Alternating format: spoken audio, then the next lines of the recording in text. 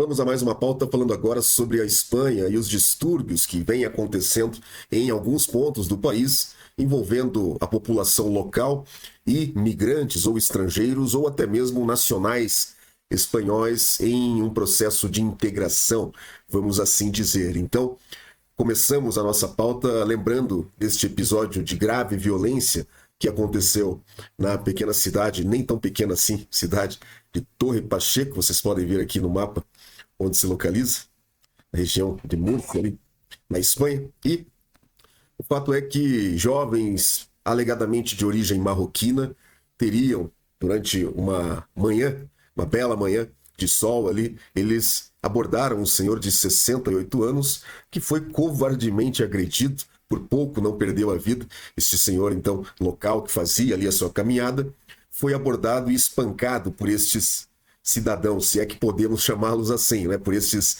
animais soltos ali que estavam procurando diversão. Então, o fato disso ter sido filmado, o fato disso ter depois se descobriu que esses jovens estariam filmando isso para se divertir, para postar na internet. Isto gerou ali uma grave comoção, né? Uma grande comoção e uma intensa revolta dos moradores locais, que se uniram em grupos então e passaram a, digamos, caçar imigrantes, caçar aí pessoas de origem marroquina. O fato é que toda a população daquela região que tem alguma origem marroquina ou que pareça que tenha uma origem marroquina, de repente virou alvo de grupos de pessoas, então grupos organizados, de pessoas que saem à rua, têm saído à rua para espancar pessoas também, né? Então, esses conflitos vêm se aprofundando nos últimos dias. Este episódio, creio eu, já tem quase uma semana ou algo assim, mas esses distúrbios vêm se avolumando e a polícia espanhola tem tido alguma dificuldade aí para conseguir conter os ânimos ali na região, porque para além de terem que investigar então os primeiros agressores, agora as autoridades têm como um dever também evitar que atos de violência sejam praticados como uma resposta, como uma vingança a este fato. E coincidentemente ou não, dias depois também, um gravíssimo incidente aconteceu lá na região da Galícia, perto de Corunha, ali numa cidade chamada Ribeira. Eu até separei aqui, essa é a Múrcia, né? Ribeira, que neste local especificamente, vejam vocês que fatos mais bizarros. Aconteceu ali um evento que seria um pedido de casamento entre um noivo e uma noiva de famílias ciganas ali da região, e no momento de pedir a noiva em casamento, começou ali uma grande confusão que terminou em tragédia, meus caros. Eu vou passar aqui um vídeo da TV espanhola, da Antena 3, para você ter uma ideia do que aconteceu ali, da selvageria, né, que aconteceu em Ribeira, Espanha. Un muerto y varios heridos tras una reyerta multitudinaria entre dos familias rivales, y todo ocurre en la fiesta de una pedida de mano. Puñetazos, empujones, patadas. Lo que iba a ser una feliz pedida de mano acaba convirtiéndose en todo un festival de la violencia.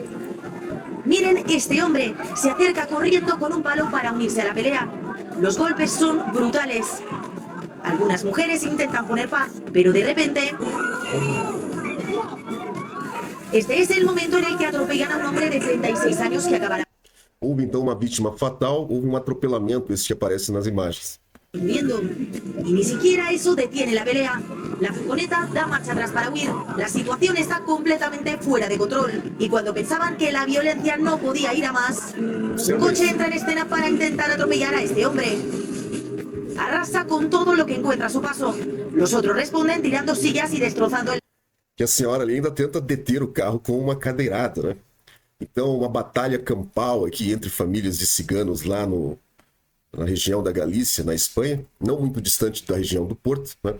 E ali pro lado de Múrcia, então, os lados de Múrcia, comunidade marroquina pede calma após confrontos anti-imigrantes em cidade espanhola. E o curioso disso é notar que, nesse contexto, qual foi a atitude de muitos deputados aqui, muitos políticos na Espanha. Veja, a população local ficou absolutamente revoltada, então, com a violência que se espalhou ali pela região por conta desses supostos imigrantes, e o sentimento popular, então, era de revolta perante a população estrangeira ou as etnias ali, no episódio lá de Torre Pacheco.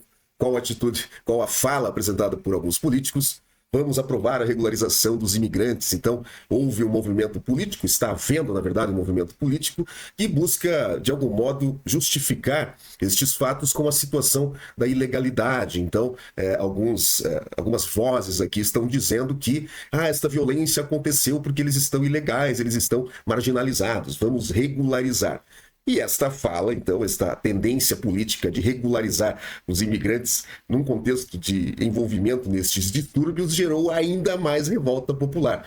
Então, esses fatos estão evoluindo neste momento. Nós temos aqui vários registros sobre isso e leva aqui tudo que se apresenta aqui nestes fatos leva aquela reflexão que eu propus alguns vídeos atrás, quando eu falava sobre o uso, a manipulação dessas questões voltadas à imigração, à figura do estrangeiro, como isso tem sido utilizado como um instrumento de manipulação social, de manipulação política, que coloca pessoas umas contra as outras. E é mais ou menos o que vem acontecendo aqui, não por conta de uma posição, digamos aqui, mais defensiva das populações locais, mas por conta também da própria narrativa, não é? Que é a famosa narrativa que a imprensa, de um modo geral, tenta emplacar quando surgem esses tipos de distúrbios que vêm se tornando cada vez mais frequentes. Então veja, por exemplo, que a CNN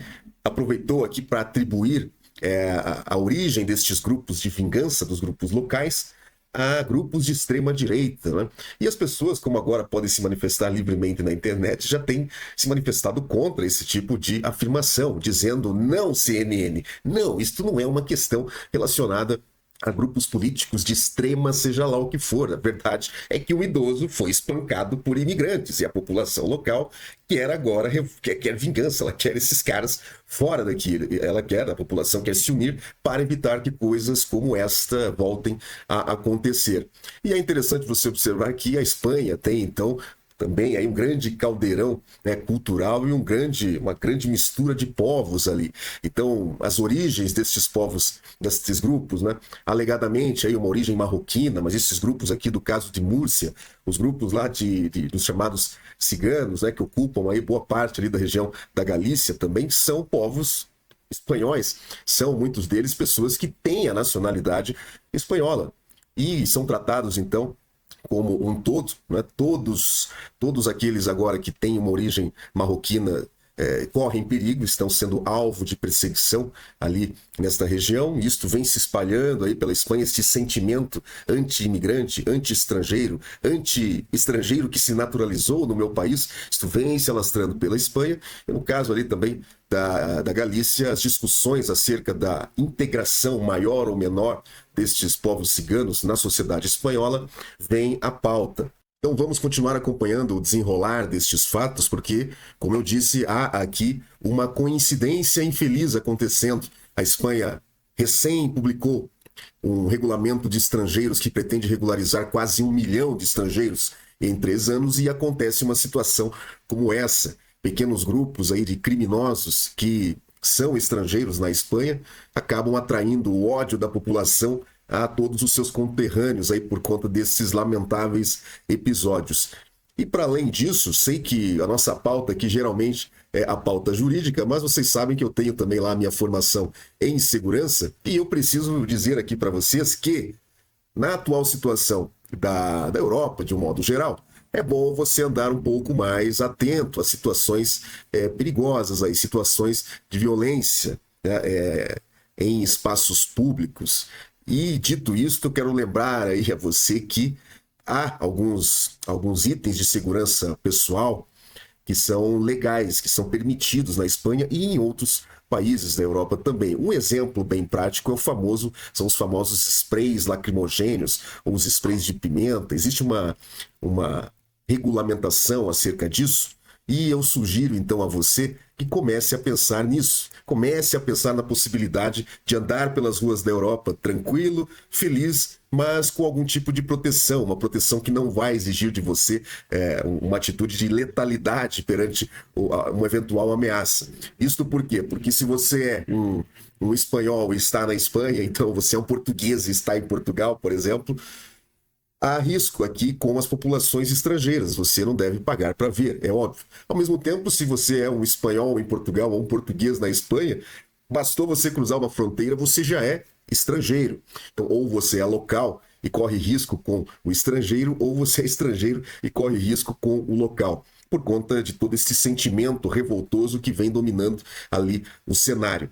Isto, claro, não tem nada a ver com xenofobia ou preconceito ou coisa do tipo. Só estou dizendo a você, sempre trago aqui para vocês alguns conselhos jurídicos, algumas ideias do campo do direito, e hoje eu estou te chamando a atenção para isso. Se um grupo de pessoas ou uma pessoa que vem numa atitude violenta, suspeita em sua direção, o que você pode fazer hoje? Comece a pensar sobre isso, e os sprays aqui compõem uma das muitas possibilidades, tá? Faça tudo isso dentro da legalidade, tá? Pesquise aí o que você pode portar, o que você não pode portar e tome a sua decisão. Sugiro fortemente hoje, né? Na verdade isso não é só para a Europa, é lógico, mas hoje você, principalmente você que anda, que viaja sozinho aí pela Europa, comece a pensar na possibilidade de você ter consigo algum tipo de proteção.